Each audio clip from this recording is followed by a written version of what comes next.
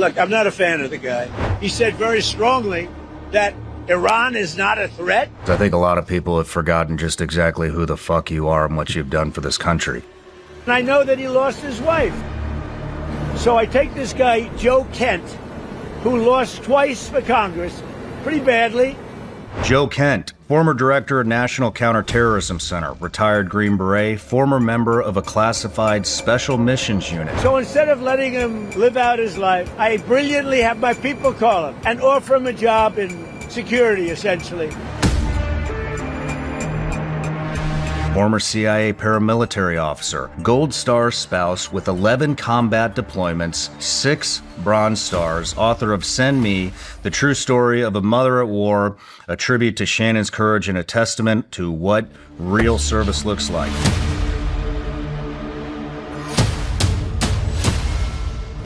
I said, you know, it's a shame. He ran for Congress twice. Call him up, give him a job in the White House. Trusted by President Trump as his foreign policy advisor. We begin with the war in Iran. President Trump's top counterterrorism official resigning tonight, saying Iran posed, quote, no imminent threat to the U.S. And the leader who most recently served as head of counterterrorism for the United States of America, now being investigated by the FBI for leaking classified information. President, do you know whether Joe Kent was leaking? He's a guy, nice guy, seemed like a very nice guy. I met him, he was pretty heartbroken. I wonder how many of the pedophiles that were in the Epstein files, I wonder how many of those pedophiles are having active FBI investigations on them. Probably fucking zero. He loses twice in Congress, ran not very good campaigns, should have won. I saw Trump's speech this morning about you too. He's poking fun that you lost. But he loses twice. How do I get him? I have my people call him.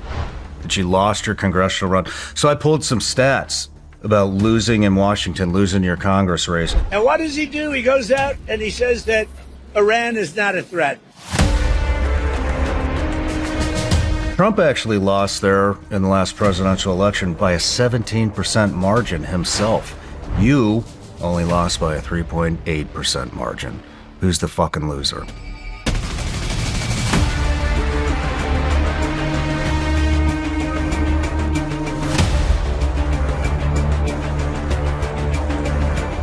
This was a major threat to the Israelis' goal. So what I watched the Israelis do over the course of the last year... Where did that intelligence come from? It didn't come from us, about them enriching uranium.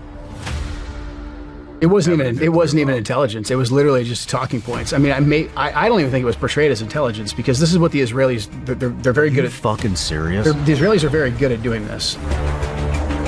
So they move the red line by saying enrichment. Iran can have no enrichment. Enrichment equals a nuclear weapon, which is just fundamentally not true.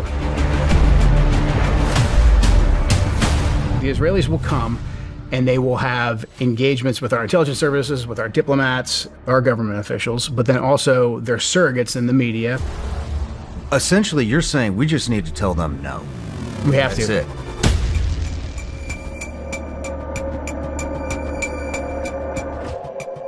Butler assassination attempt. Are we looking into that? There was several assassination attempts against President Trump that really haven't fully been explained. But 2 days before the Butler assassination attempt, we arrested a guy named Asif Merchant. We arrested him for being recruited by Iran to come here and attempt to assassinate President Trump. Take a look at what happened. And then 2 days later, a sniper tries to kill Trump at Butler. I wanted to look for potential linkage between those events, was completely shut off and blocked from that. I think this matters. Who was conducting that investigation? That was all the FBI. Oh, the FBI. Yeah. Once Trump came into office, you had several breaches of his security perimeter. Though, for the second time in just 2 months, an assassination attempt on former President Trump. It happened at his golf course in Florida. And then you had the assassination of Charlie Kirk. And Charlie was one of the most vocal advocates against a regime change war inside of Iran.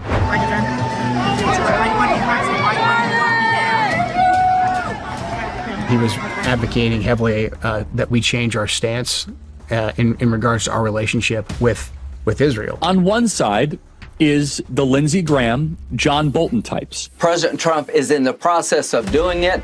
They're going to lose and we're going to win. He was in the White House lobbying President Trump to not attack Iran in the lead up to the 12-day war.